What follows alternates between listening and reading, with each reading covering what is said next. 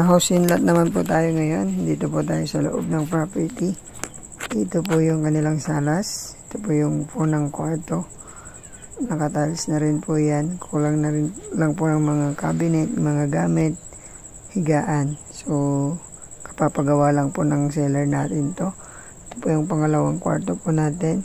Kasalukuyan pong inaayos po yung bahay. Lalagay po ng kuryente, tubig. Kasi ito po yung pangatlo. Ayan, nakatiles na rin po. So, along barangay road po ito. Papasili po mamaya yung barangay road. Salas natin. Ito na yung CR po ng property. House in lot po. So, hindi pa po natitirihan ni ma'am at sir ito. At ibibenta daw po ito dahil mali daw po sa kanila. So, ayan, ang ganda rin po ng ceiling nila. So, ayos na ayos po. Titirahan na lang po ito mga ma'am sir.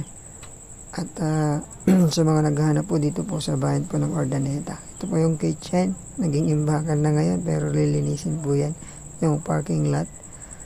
Labas po tayo sa barangay road. Yan. Napakaluwang po yan ma'am sir. Salubong po yung 4 wheels dyan. Yan po yung palabas papuntang Urdaneta. Town proper. Yan po yung terrace natin. Yung harap ng bahay. Hanggang dun po sa may kubo. So papakita ko po sa inyo yung yung pinaka-front po nito. Ayan, hanggang dyan po. Sa may speed pa pong gawing dyan.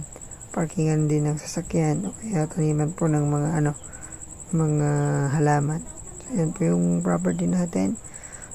Area po pala nito 200 square meter.